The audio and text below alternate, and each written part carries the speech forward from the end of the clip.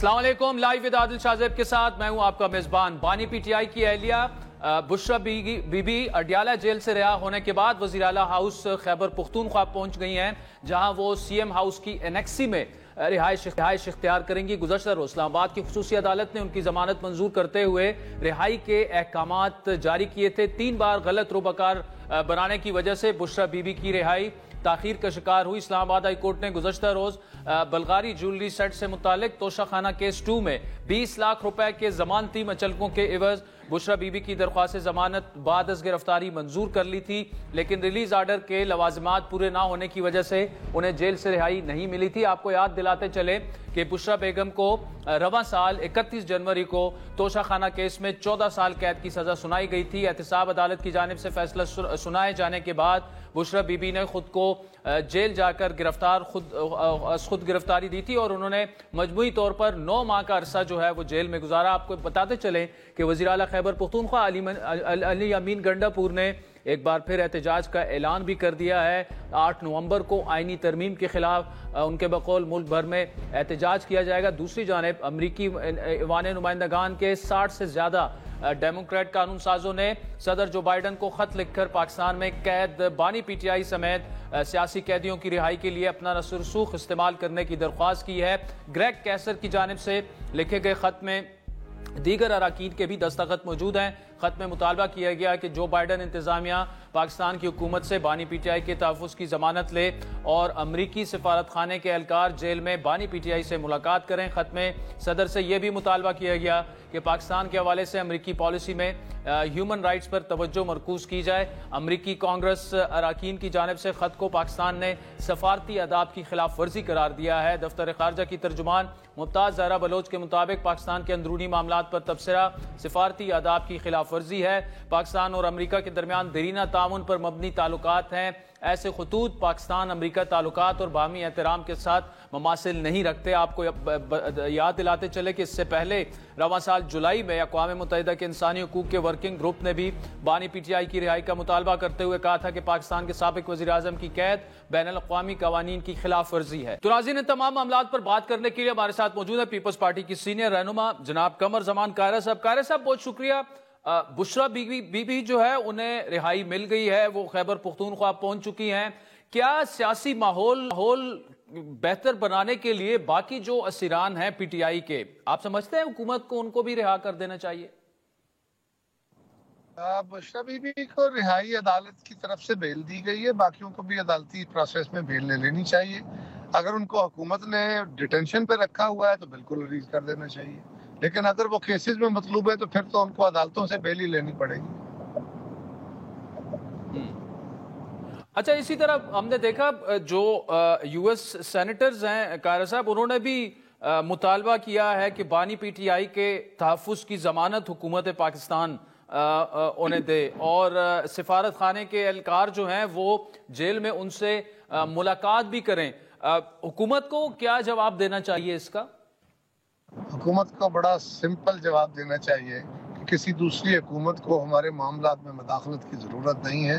ہمارے ہاں اپنا ایک عدالتی نظام ہے، آزاد طور پہ عدلیہ اپنا کام کر رہی ہے۔ اگر خان صاحب کی اہلیہ کو بیلیں ملی، ان کے باقی دوستوں کو بیلیں ملی، ٹھیک ہے، ان کے اپنے ہاں بہت کچھ اپنے گھر میں دیکھنے کی ضرورت ہے۔ یہ بالکل صریحاً پاکستان کے معاملات میں مداخلت ہوگی، لہٰذا اس کے اوپر کوئی بڑک بڑک مارنے کی ضرورتیں نہیں ہے۔ سمپلی اس کو ریفیوز کر دینا چاہیے اور اس کو بالکل فی الحال اس کو کوئی وزن نہیں دینا چاہیے۔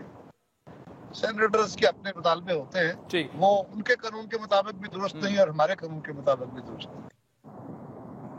جی، دوسرا قاہرہ صاحب، اختر مینگل صاحب سینئر سیاستدان ہیں، ٹھیک ہے، اور ناراض ریزائن بھی کر گئے ہیں، لیکن ان پر دہشت گردی کی ایف آئی آر کاٹی گئی ہے۔ یہ حکومت کو تھوڑا سا سوچنا تو چاہیے تھا، ایسی وہ اب دہشت گرد تو نہیں ہے، سینئر سیاستدان ہیں۔ دیکھیے، دہشت گرد ہونا اور دہشت گردی کے واقعات میں ملوث ہو جانا یا کوئی ایسا مجھے نہیں پتا، کوئی ایکٹ ہوتا ہے جو ایکٹ آف ٹیررزم بن جاتا ہے، جو لا میں ڈیفائنڈ ہے، اور اس کے تحت ان کے خلاف، اس بندے کے خلاف ایف آئی آر ہوتی ہے۔ لیکن اختر مینگل صاحب بڑے قابل احترام ہے، ان کے خلاف ایف آئی آر ہوئی ہے، میرے علم میں نہیں ہے۔ اچھا قاہرہ صاحب، اختر مینگل پر صاحب جو ہیں سینئر سیاستدان ہیں، ان پر दहशत गर्दी की FIR काटी गई है, हुकूमत को कम से कम सोचना तो चाहिए था, सीनियर सियासतदान है वो। अख्तर मेंगल साहब बिल्कुल हमारे लिए बड़े काबिल एहतराम है, और उनके खिलाफ FIR काटते हुए बिल्कुल हुकूमत को सोचना चाहिए। मेरे इल्म में नहीं है कि उनके खिलाफ किस इवेंट का, किस माहौल में क्यों FIR काटी गई है, लिहाजा इसके ऊपर मैं कोई बात तो नहीं कर सकूंगा। लेकिन अख्तर मेंगल साहब बिलाशुबा हमारे सीनियर सियासतदान हैं और उनका बड़ा रोल है, तो मेरे क्योंकि इल्म में नहीं है कि क्या इवेंट है, क्यों किस वजह से FIR हुई है, लिहाजा इसमें मैं क्या कमेंट कर सकता हूँ। ठीक, अच्छा दूसरा फैसल वाडा साहब की स्टेटमेंट है कारा साहब कि जी ये बुशरा बेगम की रिहाई वगैरह जो है ये सब अंडरस्टैंडिंग के तहत हो रहा है, और आपको पता है फैसल वाडा साहब जो हैं वो खासी रसाई रखते हैं काफ़ी मजबूत हलकों में। वाकई क्या आप समझते हैं कि अंडरस्टैंडिंग के तहत जो है वो आहिस्ता आहिस्ता PTI को रिलीफ मिल रहा है? मैं इसके बारे में कोई जवाब देने से कासर हूँ। वाडा साहब बड़ी रसाई रखते हैं और इस बात का जवाब वही दे सकते हैं कि उन्होंने किस बात कही है। मैं उनके किसी बात की वजाहत करने की पोजीशन में नहीं। ठीक, कारा साहब आईनी मामलात की तरफ आते हैं। चीफ जस्टिस साहब जो हैं उनका कल आखिरी दिन है और परसों जो है याया अफरीदी साहब चीफ जस्टिस ऑफ पाकिस्तान का हेल्प ले रहे हैं। उसके बाद जो जुडिशल कमीशन बनेगा रिकॉन्स्टिट्यूट होके, फिर उसके बाद आईनी बेंच बनेगा, इस तमाम प्रोसेस में कितना टाइम लग सकता है? क्या इसमें महीनों तो नहीं लगेंगे? हफ्ता 2 हफ्ते में ये बन जाएगा आपके ख्याल में? मेरा ख्याल है क्योंकि अब जो आईनी मामलात हैं ये उस बेंच को रेफर होंगे, लिहाजा जिस तरह जनाब जस्टिस मंसूर अली शाह साहब ने केसेस वहां मार्क कर दिए हैं, तो मेरा ख्याल है कि नए आउटगोइंग चीफ जस्टिस ने ये नहीं किया। हालांकि वो कर सकते थे कि वो जुडिशल कमीशन का इजलास बुला लेते और कोई फैसला कर देते, लेकिन उन्होंने मेरे ख्याल है ये दुरुस्त फैसला किया कि आने वाले चीफ जस्टिस साहब जो है तो वही इसका फैसला करें, और मेरा ख्याल है इनकमिंग चीफ जस्टिस साहब फौरी तौर पे ये मामला निपटाए जल्द इसका। आपका जाती ख्याल क्या है कि जो 2 सुपरसीड हुए हैं जज साहिबान मंसूर अली शाह साहब और मुनीब अख्तर साहब, नॉर्मली तो एक रिवायत होती है इदारों की अक्सर कि कोई सुपरसीड होता है तो वो फिर रिजाइन दे देते हैं, उन्हें काम जारी रखना चाहिए कारा साहब? जी मेरा ख्याल है उन्होंने काम जारी रखने का ही फैसला किया है। मंसूर अली शाह साहब ने उसके बाद केस सुने और उन्होंने उसको केस भेजे। अब वो गए हैं उम्रा करने, खबर थी वो गए हैं, उनको अपना काम जारी रखना चाहिए। ये एक आइन और कानून का फैसला है, उन्होंने आइन को के तहत ही काम करना है, और आइन का फैसला ये है कि 3 जजेस का बेंच जाती एक जो रिकमेंडेशन है और उसमें से कोई को कमेटी अप्रूव कर देती, कमेटी ने कर दिया, मेरा ख्याल है वो जारी रखें। ठीक, चलें। कमर जमान कायरा साहब, thank you so much for joining us. नाज़रीन वक्त तो 4 का, जिसके बाद फवाद चौधरी साहब हमें ज्वाइन करेंगे, कुछ आईनी और कानूनी मामलात पर उनसे बात करेंगे। बल्कि बैक नाज़रीन, जस्टिस याया अफरीदी की बतौर चीफ जस्टिस तकर्रुरी के बाद मुल्क में एक नई बहस का आगाज हो गया है। वकला, सियासतदान, आईनी और कानूनी माहिरीन अपनी अपनी आरा में फैसले पर तबसरे कर रहे हैं। 26वीं आईनी तरमीम की मंजूरी के बाद वजूद में आने वाली पार्लियामान की खुसूसी कमेटी ने सीनियरिटी लिस्ट में 3रे नंबर के मिस्टर जस्टिस याया अफरीदी को अगला चीफ जस्टिस नामजद किया था। आईनी तरमीम मंजूर कराने में अहम किरदार अदा करने वाले पीपल्स पार्टी के चेयरमैन बिलावल भुट्टो जरदारी का कहना है कि 26वीं आईनी तरमीम जितना इतना बड़ा काम किसी और चीफ जस्टिस की मौजूदगी में मुमकिन ही नहीं था, और उन्हें नहीं मालूम था कि मंसूर अली शाह चीफ जस्टिस नहीं बनेंगे। मंसूर अली शाह साहब कल की मीटिंग के बाद चीफ जस्टिस पाकिस्तान नहीं बना। अब ये कैसे कह सकते हैं कि ये पहले से हमारा मौक़िफ़ था, जब मुझे नहीं पता था कि चीफ जस्टिस मंसूर अली शाह नहीं बनेगा। जिस उसूल की जद में जस्टिस मंसूर अली शाह और जस्टिस मुनीब अख्तर आए, ये उसूल उन्हीं दिनों दोनों जस्टिस साहबान ने चंद माह पहले लाहौर हाई कोर्ट में लागू वो कर चुके हैं बतौर रुकन जुडिशल कमीशन। دونوں جسٹس صاحبان نے لاہور ہائی کورٹ کے 2 سینئر ترین ججز کو نظر انداز کرتے ہوئے تیسرے نمبر پر موجود جسٹس عالیہ نیلم کو چیف جسٹس بنانے کی سفارش کی تھی. یہاں سوال یہ پیدا ہوتا ہے کہ جو اصول لاہور ہائی کورٹ کے لیے بنایا گیا کیا وہ اصول سپریم کورٹ میں لاگو نہیں ہو سکتا؟ اگر لاہور ہائی کورٹ میں چیف جسٹس کا تقرر بغیر کسی آئینی ترمیم کے درست ہے تو سپریم کورٹ میں یہ پریکٹس آئین کے آرٹیکل کے تحت ہو تو ناجائز کیسے ہوگی؟ جو وکلا تنظیمیں چیف جسٹس کی تعیناتی کے خلاف سراپا احتجاج ہیں وہ لاہور ہائی کورٹ کی چیف جسٹس کی تعیناتی کے وقت کیوں خاموش تھی؟ جسٹس منیب اختر کو 3 سینئر ججز کی موجودگی میں سندھ ہائی کورٹ سے سپریم کورٹ لایا گیا. جسٹس عائشہ ملک لاہور ہائی کورٹ کی سینئرٹی لسٹ میں 4تھے نمبر پر تھی, انہیں بھی سپریم کورٹ لایا گیا. آپ کو بتاتے چلیں کہ 2 بار مخصوص نشستوں کے معاملے پر وضاحتی نوٹ جاری کرنے والے 8 رکنی بینچ کے 5 ممبران ایسے ہیں جنہیں جونیئر ہونے کے باوجود سپریم کورٹ لایا گیا اور سینئرز کو نظر انداز کیا گیا. آپ کو بتاتے چلیں کہ 26ویں آئینی ترمیم کے مطابق سپریم کورٹ میں آئینی مقدمات کی سماعت کے لیے آئینی بینچ کا قیام عمل میں لایا جائے گا. گزشتہ روز عادل شاہ زیب میں گفتگو کرتے ہوئے نون لیگ کے سینئر رہنما سینیٹر عرفان صدیقی کا کہنا تھا کہ چیف جسٹس کی حلف برداری کے فوراً بعد آئینی بینچ کا قیام ہو جائے گا. آئینی بینچ جو ہے اس سے پہلے جو جوڈیشل کمیشن ہے وہ ریکنسٹیٹیوٹ ہونا ہے. اس پورے پروسیس میں کتنا ٹائم لگ سکتا ہے؟ میرا خیال نہیں بہت زیادہ ٹائم لگے گا. جہاں تک اس کا تعلق ہے اس میں کوئی ٹائم لیمٹ کانسٹیٹیوشن نے دی نہیں ہے کہ کس دن سے کانسٹیٹیوشنل بینچ قائم ہوں گے. اس لیے میرا خیال ہے کہ اس کے باوجود زیادہ دیر نہیں ہوگی.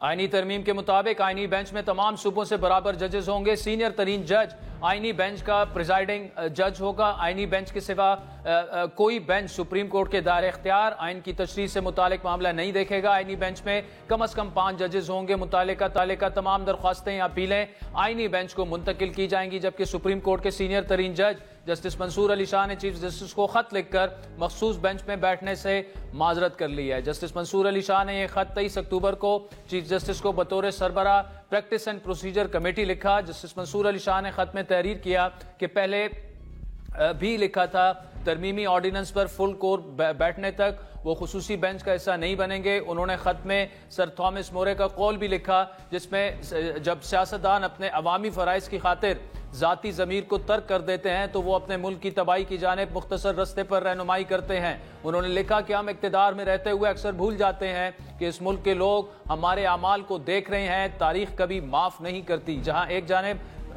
جسٹس منصور علی شاہ نے خود خصوصی بینچ میں شمولیت سے انکار کیا, وہیں وزیراعظم کے سیاسی مشیر رانا ثناءاللہ نے انکشاف کیا ہے کہ جسٹس منصور علی شاہ آئینی بینچ کی سربراہی نہیں کریں گے. یہ تاثر کافی حد تک درست نہیں ہو گیا کہ منصور علی شاہ صاحب کا راستہ روکا گیا ہے؟ راستہ تو ان کا رکا ہے, لیکن ان کے راستے کے رکنے میں حکومت کا یا کسی اور کا کوئی عمل دخل کم اور پی ٹی آئی کا جو ہے نا وہ زیادہ ہے. آئینی بینچ کے سربراہ تو خیر وہ نہیں ہوں گے. امین الدین خان صاحب اور جو بندو خیل صاحب ہیں وہ بھی بڑے آنریبل جج ہیں. ان کے آنریبل ہونے, ان کے آنیسٹ ہونے, ان کے کمپیٹنٹ ہونے میں بھی کوئی شک نہیں ہے. ان تمام معاملات پر بات کرنے کے لیے ہمیں جوائن کیا ہے سینئر سیاستدان فواد چودھری نے, جبکہ اس کے علاوہ بریک سے پہلے آپ نے قمر زمان قاہرہ صاحب کی گفتگو بھی سنی اور ہمیں حسن رضا پاشا صاحب بھی جوائن کریں گے. Fawad Chaudhry sahab, thank you so much for joining us. یہ بتائیے گا آئینی ترمیم ہو گئی, آیا افریدی صاحب چیف جسٹس بن چکے ہیں, اس کے بعد جو وکلا تحریک حامد خان صاحب نے اناؤنس کی ہے کتنی اثر انداز ہوگی, پر اثر ہوگی یا کامیاب ہو سکتی ہے یہ تحریک؟ حامد خان صاحب نے کیا کرنا ہے؟ حامد خان صاحب تو ایک ٹوٹل فراڈی ہے. دیکھیں نا, وہ بیسیکلی تو جب تک فائز عیسیٰ رہے تو انہوں نے جو ہے وہ ان کے ساتھ خوش آمد میں رہے, آخری مہینے میں ان کے خلاف ہو گئے. اور یہ جو ایک حامد خان صاحب کا تو مطلب آپ لاہور میں جس سے بھی پوچھیں گے وہ آپ کو بتائے گا کہ یہ جو مسئلہ ہے کہ اپنے چیمبر کے ججز لگوا کے پریکٹس کرنا, یہ تو ایک ٹپیکل ان کا ہمیشہ سے یہی رہا ہے. اس سے زیادہ اس لیے انہوں نے کبھی کسی چیف جسٹس کے خلاف وہ نہیں ہوئے اور ہمیشہ ہر چیف جسٹس کے آنکھوں کے تارا بننے ہی کی انہوں نے جو ہے وہ کوشش کی ہے اور وہی رہی ہے. سو انہوں نے کیا تحریک چلانی تھی اور کیا کرنے, وہ پہلے فغار چودھری کے ساتھ تھے, پھر انہوں نے فائز عیسیٰ جو ہے اس کے ساتھ رہے, پھر اس کے بعد وہ درمیان میں بندیال صاحب کے ساتھ رہے اور اب پھر اس چیف جسٹس کے ساتھ ہوں گے. انہوں نے کیوں تک انہوں نے ان کا تو روزگار وابستہ ہے چیف جسٹس. اچھا ہی ترمیم میں پی ٹی آئی کی قیادت کو مولانا نے آن بورڈ لیا تھا, ان کے ساتھ مل کر ڈرافٹ بنایا, پھر پیپلز پارٹی نے اس پر ایگری کیا. کیا پھر اس کے بعد آپ سمجھتے ہیں کہ موجودہ جو لیڈرشپ ہے پی ٹی آئی کی, انہوں نے ٹھیک طریقے سے ہینڈل نہیں کیا اس معاملے کو؟ پہلی بات تو یہ کہ جو پی ٹی آئی کی لیڈرشپ ہے, یہ تو دیکھیں نا بڑا سیدھی بات ہے. پی ٹی آئی کی جو لیڈرشپ جو ہم لوگ تھے, ہم لوگوں کو فارغ کیا, ہم لوگوں کو پہلے جیلوں میں ڈالا گیا, ہمیں جو ہے وہ ٹھڈے مکے مار کے نکال دیا گیا سیاست سے, ہمیں الیکشن نہیں لڑنے دیے گئے, اور ہمیں پھر لوگوں سے ریپلیس کیا. تو اسی لیے جو زیادہ تر لوگ آپ کو تحریک انصاف میں آپ نظر آتے ہیں, وہ اسی لیے تو ان کا مسئلہ یہ ہے کہ وہ اسٹیبلشمنٹ کے لنکڈ لوگ ہیں. ان کا جو ہے وہ پی ٹی آئی سے تو اتنا گہرا تعلق ہے نہیں. تو جو پی ٹی آئی کے جو لوگ تھے, جو ہم سب لوگ تھے, ہم لوگوں کو تو قاعدہ ایک پلان کے تحت ہماری سیاست جو ہے ختم کرنی کی ہے, اور ہمیں ریپلیس کیا اپنے لوگوں سے. ظاہر ہے یہی ہوا. اس کے بعد جو کانسٹیٹیوشنل امینڈمنٹ کی بات اگر آپ کر رہے ہیں, یہ بات آپ کی صحیح ہے کہ انہوں نے خود, آپ کو یاد ہوگا رؤف حسن صاحب نے وسیم بادامی کے پروگرام میں یہ کہا کہ کانسٹیٹیوشنل بینچ بنانے کی تو تجویز ہی ہماری تھی, ڈرافٹ ہی ہمارا تھا, لیکن جو آئی انڈرسٹینڈ جو بات یہ کر رہے تھے, وہ کر رہے تھے جو انڈیا میں کانسٹیٹیوشن بینچ بنائے جاتے ہیں, جیسے 5 یا 7 جو ٹاپ سینئر ججز ہیں وہ بیٹھ کے بناتے ہیں, اس میں گورنمنٹ کی ڈسکریشن نہیں ہوتی. یہاں پہ تو گورنمنٹ نے اپنی ڈسکریشن رکھ لی ہے کہ میرا خلاف کیس ہوگا اور میں پھر بتاؤں گا کہ کن ججوں کے پاس جو ہے وہ کیس ہونا جائے گا. تو جو بنیادی پرنسپل ہے, nobody can be a judge is in his own cause, انہوں نے تو وہی وائلیٹ کر دیا. سو یہ تو اسکیم جو ہے وہ بڑی مختلف ہے اس سے. فواد چوہدری صاحب, لیکن ادھر مذاکرات تو ہو سکتے تھے نا. مولانا کے لوگ یہ کہہ رہے ہیں کہ ہم میں سے کافی ساری چیزیں جو ہیں پی ٹی آئی کے کہنے پر انہوں نے اس ڈرافٹ میں شامل کروائیں, وہ ووٹ دینے پر بھی راضی ہو گئے تھے. اس کے بعد پتہ نہیں صبح کیا ہوا کہ وہ مکر گئے. اتنا بھی شاید انہوں نے یقین دلایا کہ اگر ہم حق میں ووٹ نہیں دیں گے تو مخالفت میں بھی ووٹ نہیں ڈالیں گے. اور آپ نے دیکھا اس دن نہ کوئی احتجاج کیا پی ٹی آئی نے, صرف 10-12 ووٹ جو ہے مخالفت پہ پڑے. نہیں وہ صحیح ہے, پی ٹی آئی نے تو کوشش, ظاہر احتجاج کی وہ کیپیسٹی اور وہ ساری چیزیں تو ہیں ان کے سامنے جو بھی ہے. لیکن دیکھیے نا, جو پہلی بات تو یہ ہے کہ عادل یہ جو ترمیم کی گئی ہے اتنی محنت لگا کے اور یہ کر کے کہ پتہ نہیں ہم اس سے کیا اچیو کر لیں گے, وہ اس کا تو دیکھیے فائدہ نہیں ہونا. یہ پش بیک آئے گی جوڈیشری کی طرف سے. اوور آل جو اسکیم بنائی گئی ہے وہ بہت ہی احمقانہ اور بچگانہ ہے. پہلے تو آپ یہ دیکھیں کہ جو ججز ہیں, آپ نے 1/5 ججز لگائیں گے آپ کانسٹیٹیوشن بینچز میں, 2/3 میجورٹی کو تو بھی آپ نے اپنے خلاف کر لیا. پھر آپ ہائی کورٹس کے اندر جو یہ ایک پیپلز پارٹی کی ایک بڑی انفارچونیٹ یہ پالیسی ہے کہ یہ صوبائیت کے اوپر مبنی اپنی لا رہے ہیں. 18ویں ترمیم نے پاکستان میں فیڈریشن کی بنیادیں ہلا دی ہیں, کیونکہ نیچے ڈیولوشن نہیں ہوئی سٹیز میں. ابھی جو ہے یہ جو آئینی بینچز آپ بنا رہے ہیں, یہ مزید فیڈریشن کے لیے خطرہ ہے. اور یہ بڑا انفارچونیٹ ہے, سیاسی قیادت جو ہے وہ صوبائیت کو فروغ دے رہی ہے بجائے اس کے کہ ہم اپنے ملک کی ایک فیڈریشن کو اور اس کو جو ہے وہ دیکھیں. عدلیہ کو آپ نے بطور ادارہ ہلا کے رکھ دیا ہے اس ترمیم سے. یہ پی سی او سے زیادہ اس کی حیثیت نہیں ہے اور اس نے رہنا بھی نہیں ہے. آپ دیکھیں گے اگلے چند ہفتوں میں جو ججمنٹس آئیں گی وہ اس پوری اسکیم کو میڈیا میٹ کر دیں گے. عدلیہ میں کیا اس وقت فیلنگز کیا ہیں فواد چوہدری صاحب, کیا آپ ایکسپیکٹ کر رہے ہیں؟ اور جسٹس منیب اور جسٹس منصور علی شاہ جو ہیں, کیا وہ ریزائن کر دیں گے یا رہیں گے؟ کیا دیکھ رہے ہیں آپ آگے؟ ابھی لاہور ہائی کورٹ میں 2 ججز سپر سیڈ ہوئے تھے اور اس کے انہوں نے تو ریزائن نہیں کیا. لہٰذا اب جو سچویشن ہے اس میں یہ تو طے ہے کہ منصور صاحب یا منیب صاحب تو بالکل ریزائن نہیں کریں گے, کیونکہ جو ہائی کورٹ میں 2 ججز سپر سیڈ ہوئے تھے ان کی تو ظاہر ہے کہ جو فائز عیسیٰ صاحب نے اور باقی جو سپریم جوڈیشل کونسل ہے انہوں نے ایکچولی تو ان کو انفٹ قرار دیا تھا to become the chief justice. یہاں پہ تو پولیٹیکل ڈیسیژن ہوا ہے, تو آئی ڈونٹ تھنک سو منصور صاحب اور منیب صاحب ریزائن کریں گے, بلکہ I can firmly tell you کہ وہ ریزائن نہیں کریں گے. پھر کیا ہوتا آپ دیکھ رہے ہیں آدمی بینچ جو بنے گا فواد چوہی صاحب, جوڈیشل کمیشن ریکنسٹیٹیوٹ ہوگا, اس میں وزیر قانون بھی ہیں, اٹارنی جنرل بھی ہیں, 5 پارلیمنٹیرین بھی ہوں گے. زیادہ تر معاملات جو ہیں یہ تو اب آئینی بینچ کے پاس جائیں گے. اب موجودہ عدلیہ میں جو 8-9 جو جج صاحبان ہیں جنہیں ہم خیال ججز کہا جاتا ہے, کتنا اثر انداز وہ ہو سکتے ہیں سب کچھ پر؟ بالکل دیکھیے نا, 8-9 نہیں, یہ تقریباً آئی وڈ سے 17 میں سے 13-14 ججز ہیں جو اس چیز کے ہم خیال ہیں کہ عدلیہ کو آزاد ہونا چاہیے, جو اس چیز کے ہم خیال ہیں کہ آئین کو سپریم ہونا چاہیے, جو اس چیز کے ہم خیال ہیں کہ سپریم کورٹ کی بطور ادارہ جو ریلیونس ہے اس کو بحال کرنے کی ضرورت ہے. صرف 2-3-4 ہیں جو کہ ظاہر موجودہ رجیم کو آؤٹ آف وے جا کے سپورٹ کر رہے ہیں. تو یہ جو اس وقت کنسنسس ہے جوڈیشری میں, یہ بڑھتا جائے گا. کوئی بھی ادارہ, کوئی بھی شخص اپنے اختیارات کو اتنی آسانی سے تو نہیں جانے دیتا. سو آئی بلیو کہ یہ جو ہوا ہے معاملہ, اس کے نتیجے میں یہ ایک پش بیک آئے گا اور آپ دیکھیں گے کہ زیادہ ججز اس میں جو ہے وہ شامل ہوتے جائیں گے. اور ابھی تو جو ہائی کورٹس کی جو اختیارات ہیں 199 کے, وہ ابھی تک برقرار ہیں, کیونکہ اس کے اندر یہ ڈالا گیا ہے کہ جو صوبائی اسمبلیاں ہیں وہ ریزولوشن کریں گی تو وہ that will take an effect. تو اب پہلے تو دیکھنا ہے کہ کے پی کی اسمبلی تو یہ ریزولوشن کرے گی بھی کہ نہیں, اور وہ کانسٹیٹیوشن بینچز شاید بنائے ہی نہ. باقی ہائی کورٹس کا بھی دیکھتے ہیں کہ وہ کیسے جو ہے وہ اس کا آتا ہے رد عمل. لیکن میرے خیال کے اندر آپ کو سپریم کورٹ سے تو پش بیک ملنا شروع ہو جائے گا.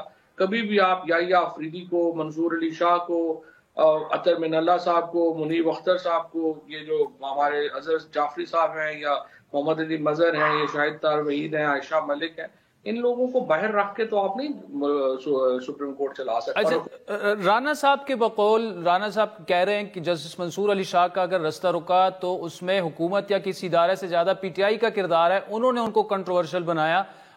آپ اس سے ایگری کرتے ہیں, ڈس ایگری کرتے ہیں؟ ان کے فیصلے پہ عمل درآمد کس نے روکا؟ الیکشن کمیشن آف پاکستان نے ان کے عمل درآمد کیوں روکا؟ اسپیکر نے ان کے لیٹرز کے اوپر جو ہے وہ لیٹر کے اوپر لیٹر لکھ کے ان کی ججمنٹ کو ناکام بنانے کی, روکنے کی کوشش کس نے کی؟ ظاہر ہے یہ ایک بچگانہ بات ہے. رانا صاحب جو ہیں ان سے یہ بات ایکسپیکٹ نہیں کی جا سکتی, because he is one of the most seen I would say leader in P M L N. لیکن جس طریقے سے منصور علی شاہ صاحب کو ایک ججمنٹ کے اوپر, اور دیکھیں یہ بڑی احمقانہ سپریم کورٹ جو کی ہے حرکت حکومت نے کی ہے کہ آپ کو ایک فیصلہ پسند نہیں آیا تو آپ نے پورا سسٹم ہی تبدیل کر دیا. آپ پہلے جو تھا آپ دیکھیے کہ جو فیصلے ہوئے ہیں یا چیزیں جو ہیں وہ گئی ہیں, وہ جب اسمبلیوں کے 90 دن میں ہونا تھا, آپ نے 90 دن میں, اس وقت تو منصور علی شاہ اور اطہر من اللہ آپ کے ہیرو تھے. جب نواز شریف باہر جانا تھا, اطہر من اللہ صاحب اس وقت آپ کے ہیرو تھے, اور اب ایک فیصلے کے اوپر آپ ان کے خلاف ہو گئے ہیں. نہیں دیکھیں نا, وہ جس کانٹیکس میں بات, وہ یہ پروپیگنڈا پی ٹی آئی کی جانب سے کہ 25 اکتوبر کے بعد منصور علی شاہ چیف جسٹس بنیں گے, انتخابات کو وہ کالعدم قرار دیں گے, حکومت چلی جائے گی اور عمران خان صاحب باہر آ جائیں گے, یہ تو پی ٹی آئی نے زیادہ اسی چیز پر کھیلا. اس کے بعد خواجہ آصف صاحب کی سٹیٹمنٹ ریکارڈ پر ہے کہ ان کے پاس اس قسم کی اطلاعات تھی کہ ایسا ہو سکتا ہے. یہی تو میں کہہ رہا ہوں نا, خواجہ آصف کی بیان تھے نا یہ. تو دیکھیں, اگر آپ نے سمجھتے ہیں کہ پی ٹی آئی کا پروپیگنڈا اور ان کی بات اتنی افیکٹو ہے کہ حکومت اس کے اوپر پوری عدلیہ کا نظام ہی بدل دے گی, تو پھر تو گاڈ ہیلپ دس گورنمنٹ, پھر کیا کہا جا سکتا ہے. کیونکہ اگر ان کے پاس کوئی کسی کا, نہ ان کا کوئی نیریٹو ہے, نہ ان کی کوئی پولیٹیکل اسٹریٹجی ہے. آپ دیکھیں, آپ کسی سے بھی پوچھئے جو ان کے حالات ہیں, اصل پرابلم یہ نہیں ہے. پرابلم یہ ہے کہ یہ حکومت آئی ہے فارم 47 کے اوپر جعلی الیکشنوں کے نتائج بنا کے. الیکشن تو یہ 8 فروری کو بری طرح ہار گئے تھے. اب مسئلہ یہ ہے کہ یہ جو ایک انہوں نے لاسٹک والی شلوار پہنی ہوئی ہے, جو ہی ان کو خطرہ ہوتا ہے کہ تحقیقات ہوئی تو ہم تو ننگے ہو جائیں گے, اس کو روکنے کے لیے یہ بہت اوور سینسٹیو ہے ہر بات کے اوپر. فلانے جج کی, فلانے چاچی کے, پھوپھی کے, ماسی کے پتر نے یہ کہہ دیا ہے تو جناب اپنا اس جج کے پیچھے پڑ جاؤ.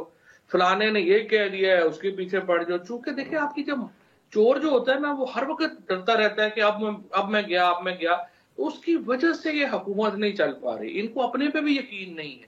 اور یہ جو خواجہ آصف کی بیان جس کو آپ ریفر کر رہے ہیں, یہ یا جو باقی آپ دیکھیں کتنے سطحی بیان ہیں، اور اس سے آپ اندازہ لگا لیں کہ ملک کتنے سطحی لوگوں کے حوالے کر دیا گیا ہے۔ Chaudhry sahab thank you so much for joining us. ناظرین وقت چاہتے ہیں ایک بریک کا، جس کے بعد حسن رضا پاشا صاحب ہمیں جوائن کریں گے ہمارے ساتھ۔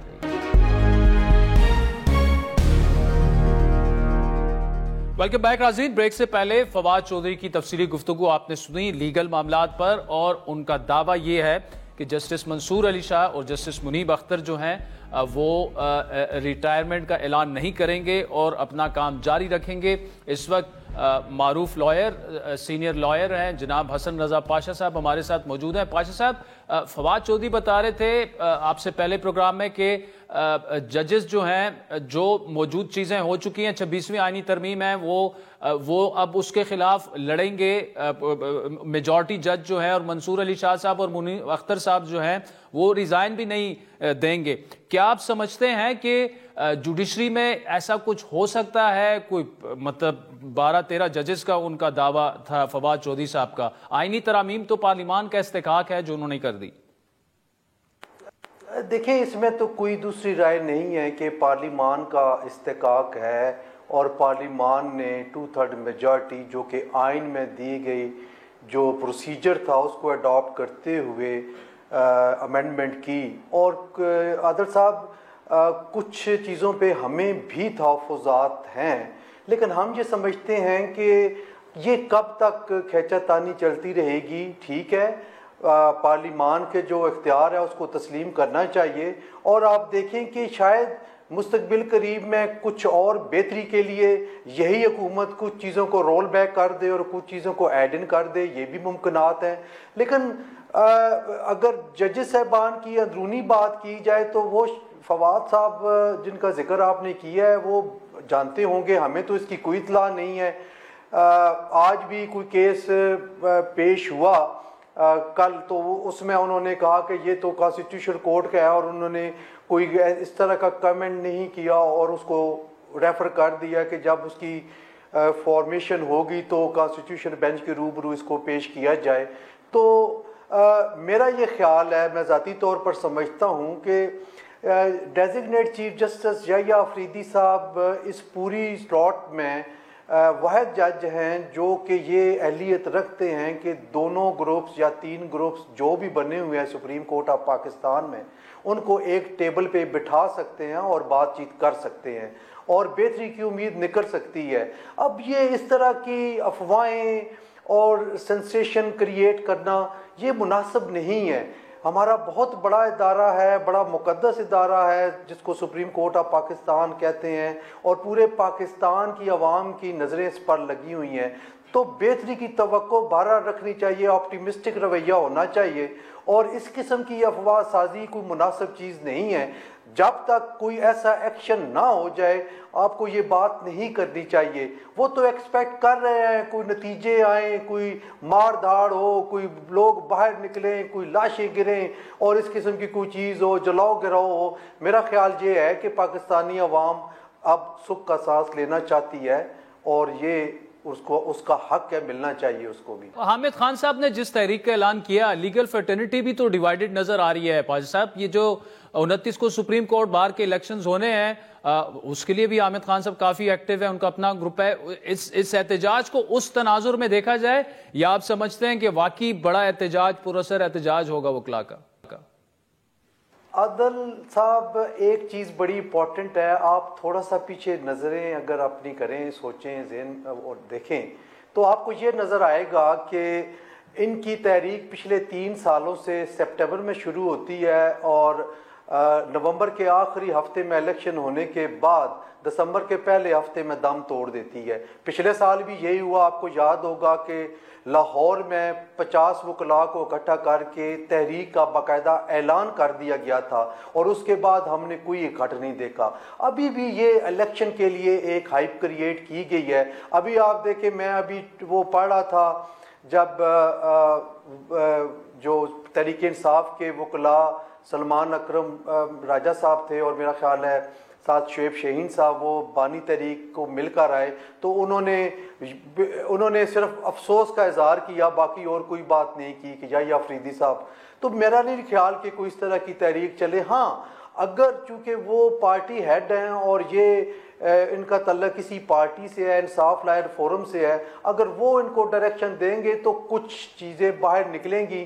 لیکن خالصتاً وکلاء تحریک کی جہاں تک تعلق ہے، میں خود ماسٹرز میں رہنے والا ہوں، گراس روٹ لیول پہ میں پالیٹکس بھی کرتا ہوں، پریکٹسنگ لائر بھی ہوں.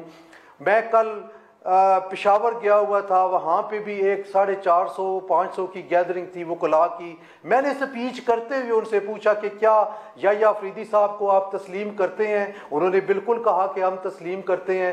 میں نے پھر پوچھا کہ کیا آپ کوئی تحریک چلانے کے موڈ میں ہیں؟ سب نے ہاتھ اٹھا کے کہا کہ ہم تحریک چلانے کے موڈ میں نہیں ہیں.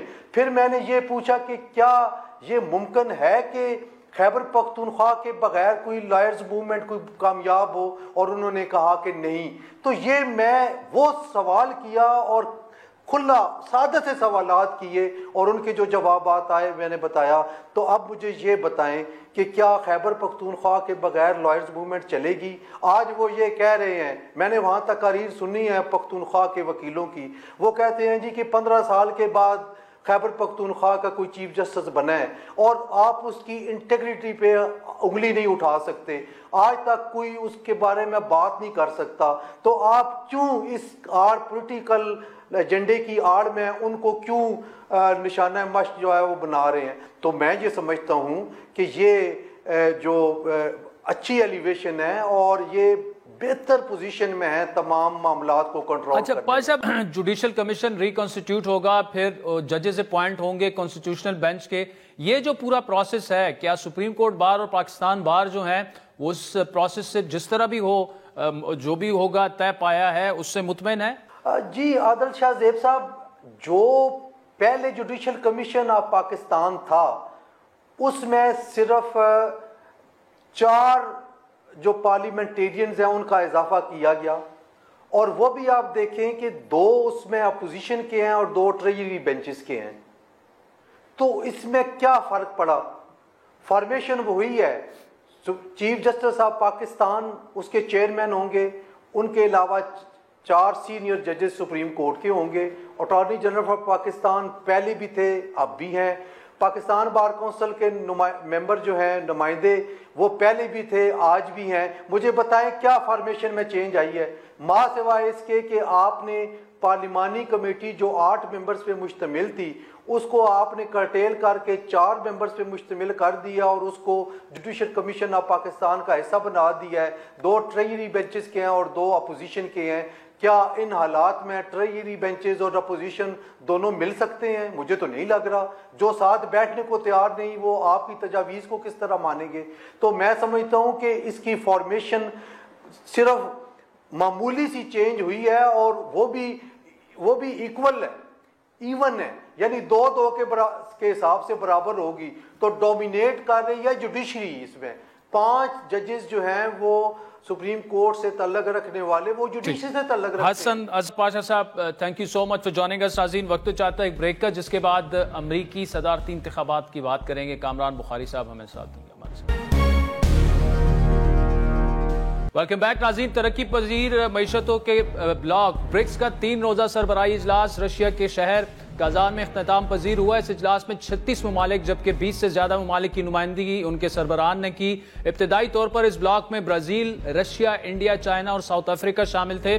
ان کے ابتدائی حروف کی بنیاد پر اس بلاک کا نام جو تھا برکس رکھا گیا. لیکن حالیہ چند برسوں کے دوران اس اتحاد کو وسعت ملی. ایران، مصر، ایتھوپیا سمیت UAE اور سعودی عرب بھی اس کا حصہ بن گئے. تنظیم کا مقصد دنیا کے سب سے اہم ترقی پذیر ممالک کو ایک پلیٹ فارم پر جمع کرنا اور ترقی یافتہ مغربی ممالک کی سیاسی اور معاشی طاقت کو چیلنج کرنا تھا. جبکہ یہ تنظیم بڑی حد تک امریکی ڈالر پر NSR کو کم کرنا چاہتی ہے، اور اس سال برکس اجلاس کے ایجنڈے میں امریکی ڈالر اور مغربی مالیاتی اداروں پر NSR کو کم کرنا بھی شامل تھا. گزشتہ سال برازیل کی جانب سے یہ تجویز سامنے آئی تھی کہ برکس ممالک کے درمیان تجارت کے لیے نئی کرنسی کی تجویز انہوں نے دی تھی، لیکن ماہرین کے مطابق یہ آسان نہیں ہے. برکس کے اراکین ممالک کی مجموعی معیشت جو ہے وہ تقریباً 28.5 खरब अमरीकी डॉलर से ज्यादा है, जो आलमी मईशत का तकरीबन 28% है। रशिया ने इस सरबराही इजलास को रूस में खारजा पॉलिसी के हवाले से मुनक्किद होने वाले अब तक के जो इजलास हैं उनमें से सबसे बड़े इवेंट्स में से एक करार दिया था।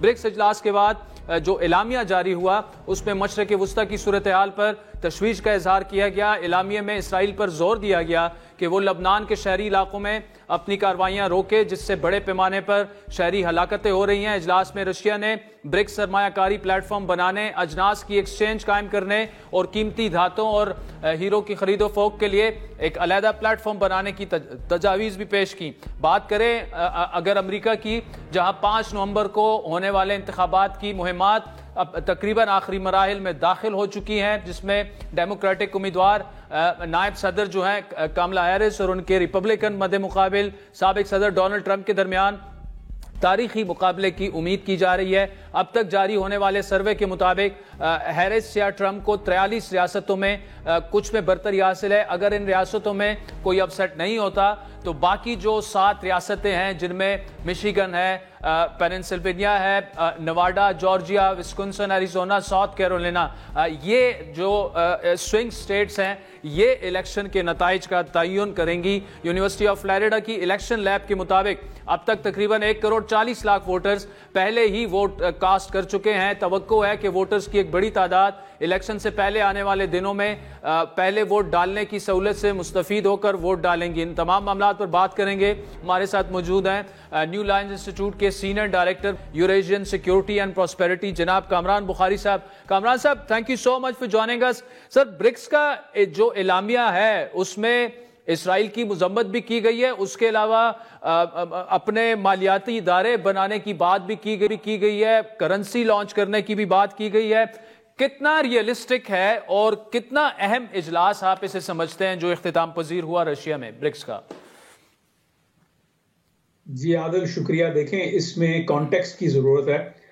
ये इजलास जो है रूस ने ऐसे मौके पे मुनक्कद किया है कि जब अभी वो यूक्रेन की जंग में फंसा हुआ है, एक स्टेलमेट चल रही है, ना वो जंग जीत पा रहे हैं ना हार पा रहे हैं, ऊपर से उनके ऊपर सैंक्शंस का बहुत ज़्यादा दबाव है।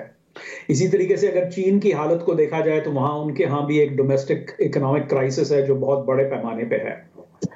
तो ये तो हुए 2 बड़े जो उनके जो ना एक्टर्स हैं ब्रिक्स के।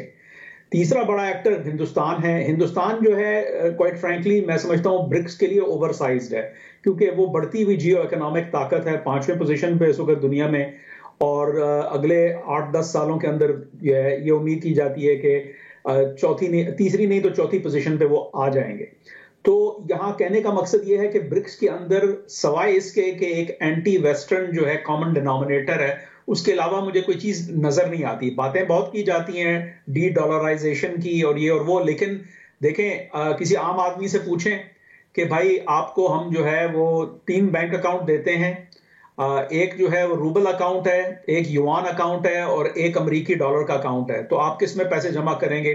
तो वो शख्स जो है डॉलर में ही करेगा, क्योंकि उसको पता है कि ये स्टेबल करेंसी है, उसके पैसे जब उसको चाहिए होंगे दोबारा मिल जाएंगे और मुनाफा भी कमाएगा। तो मैं समझता हूँ ये कॉमन सेंस जो चीजें हैं उनसे हट के जो है वो अगर देखा जाए इस चीज को तो जाहिर है फिर वो हम मीडिया की बाज़गश्त में जो है वो उलझ के रह जाएंगे। ठीक, अच्छा दूसरे बताइएगा कामरान साहब, यूएस इलेक्शंस जो हैं काफी करीब आ चुके हैं।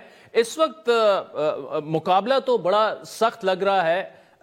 क्या हो सकता है क्या नहीं हो सकता, प्रेडिक्शंस तो हम करने की पोजीशन में नहीं है, लेकिन हैरिस और ट्रंप के इस वक्त आपकी नजर में और फिर मीडिया कवरेज को भी देखा जाए, किसको ज्यादा वेटेज दी जा रही है इस वक्त?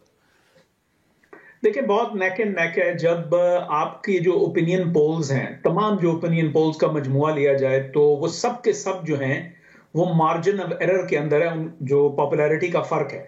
तो जब ऐसी सूरत हाल हो तो कुछ भी नहीं कहा जा सकता। लेकिन सवाल ये उठता है कि जो इलेक्टोरल कॉलेज है, वोट है, वो किधर जाएगा? और वो जैसे आपने अपने शुरू के जो है रिपोर्ट में बयान किया कि वो स्विंग स्टेट्स के ऊपर डिपेंड करता है कि वहां क्या होगा। تو آئی تھنک کہ it's going to be very interesting. اس وقت جو ہے یہ جو کہتے ہیں کہ یہ اونٹ کسی کروٹ بھی بیٹھ سکتا ہے, تو کچھ کہنا جو ہے وہ قبل از وقت ہوگا, لیکن ریس بہت ٹائٹ ہے. اور کئی بار ایسا بھی ہوتا ہے, اکثر ایکچولی میں کہوں گا کہ ایسا ہوتا ہے کہ صحیح طریقے سے اندازہ لگانا کہ کس کینڈیڈیٹ کی پاپولیرٹی زیادہ ہے وہ بہت مشکل ہوتا ہے, کیونکہ وہ ساری کی ساری جو آپ کو جو انفارمیشن میڈیا سے آ رہی ہوتی ہے وہ پارٹیزن لینزز سے ریفریکٹ ہو کے آ رہی ہوتی ہے. تو اگر آپ سی این این کو دیکھیں گے تو وہ ان کا جھکاؤ ایک طرف ہے, فاکس کو دیکھیں گے تو ان کا جھکاؤ دوسری طرف ہے, اور اسی طریقے سے آپ دوسرے میڈیا کو بھی جو ہے دیکھ لیں. تو I think it's very difficult right now. اب کچھ دن رہ گئے ہیں, تو اب we're in the home stretch, تو دیکھیں کیا ہوتا ہے 5 نومبر کو. اچھا کمران صاحب, دوسرے بتائیے گا کہ ایک امپریشن یہ بھی ہے کہ جی جو ڈیپ سٹیٹ ہاؤس اسے کہہ دیں اسٹیبلشمنٹ, یو ایس اسٹیبلشمنٹ جو ہے وہ نہیں چاہے گی کہ ڈونلڈ ٹرمپ جو ہیں وہ واپس آئیں, وہ ڈیزاسٹر ثابت ہو سکتا ہے امریکہ کے لیے. اور کیا واقعی یو ایس ایڈمنسٹریشن اسٹیبلشمنٹ جو ہے وہ اثر انداز ہو سکتی ہے الیکشنز پر؟ جی یہ دیکھیں, یہ ہم بات اسٹیبلشمنٹ کی اس پرسپیکٹو سے کرتے ہیں کیونکہ ہم پاکستان کی اسٹیبلشمنٹ کے بارے میں بخوبی واقف ہیں کہ وہ کس طریقے سے جو ہے وہ بیہیو کرتی ہے کسی بھی الیکشن کے اندر. امریکہ میں اس طرح کا نہیں ہے. امریکہ کی جو اسٹیبلشمنٹ ہے وہ مختلف نوعیت کی ہے, اس طریقے سے اس کے پاس جو ہے وہ نہیں ہے. ہاں اسٹیبلشمنٹ کے اندر جو ہے وہ ظاہر ہے پریفرنسز ہوتی ہیں کسی کینڈیڈیٹ کے خلاف یا اس کے حق میں, لیکن وہ اس طرح نہیں ہے کہ جس طریقے سے پاکستان کے اندر ہے کہ بھئی آپ جو ہے وہ الیکشنز کے آؤٹ کمز کو جو ہے وہ آپ سکیو کر سکتے ہیں ٹو سے دا لیسٹ. تو لیکن یہ ہے کہ دیکھیں یہ تو بات ڈھکی چکی نہیں ہے نا کہ صدر ڈونلڈ ٹرمپ جو ہے وہ کہتے ہیں کہ بھائی امریکہ کی جو ریاستی ڈھانچہ ہے, جو اسٹیٹ مشینری ہے, اس کو اوور ہال کی ضرورت ہے. اب جب آپ اوور ہال کی بات کرتے ہیں تو بہت سارے حلقوں کے اندر یہ خطرہ آ جاتا ہے کہ بھائی اچھا یہ ہمارے ڈپارٹمنٹ کو کٹ کر دیں گے, کیا ہوگا کیا نہیں ہوگا. تو ایک جو ہے وہ جسے کہتے ہیں انسرٹنٹی اور فیئر جو ہے نا ابھرتا ہے. تو پھر ظاہر ہے پھر اس کے خلاف پش بیک ہوتی ہے, اور جو ہے پھر وہ سیاسی رنگ بھی آتا ہے کہ جیسے یہ کہا جاتا ہے کہ جی وہ ایڈمنسٹریٹو اسٹیٹ کو ڈسمینٹل کر دیں گے, یا پھر یہ ہے کہ فلانی پالیسی ریڈیکل آ جائے گی, یا یہ ہو جائے گا وہ ہو جائے گا. تو پہلے ٹرم کو دیکھنے کی ضرورت ہے صدر ڈونلڈ ٹرمپ کے, کہ جب وہ آئے تو انہوں نے بہت ساری باتیں کی ہوئی تھی کہ میں یہ کروں گا وہ کروں گا. جب وہ آئے تو انہوں نے دیکھا کہ بھائی جو ہے وہ جو ریاستی ڈھانچہ ہے, پورا جو لیگل فریم ورک ہے امریکہ کا, جس طریقے سے سپریشن آف پاورز ہے, وہ ساری کی ساری چیزیں جو ہیں وہ راستے میں حائل ہوتی ہیں. یاد رہے کہ مغربی دنیا کے اندر جو امریکہ کا صدر ہے وہ سب سے کمزور چیف ایگزیکٹو ہے, کیونکہ میں بات کر رہا ہوں ڈومیسٹک پولیٹیکل ریلم کے اندر. فارن پالیسی کے پاس کے ریلم میں اس کے پاس بہت لیٹیٹیوڈ ہوتا ہے, لیکن ایک طرف جو ہے جوڈیشری ہے, دوسری طرف کانگریس ہے, اسٹیٹ گورنمنٹس ہیں, بیوروکریسی ہے, ایجنسیز ہیں. تو اٹس اے ہیوج میز آف انسٹیٹیوشنز جس کو آپ کو نیویگیٹ کرنا ہوتا ہے. چلیں, کامران بخاری کی سو مچ فار جوائننگ اس. ناظرین آج کے پروگرام پر فیڈ بیک ضرور دیجیے گا. ہمارا ٹویٹر ہینڈل @عادل شاہ زیب. اجازت دیجیے, خدا حافظ.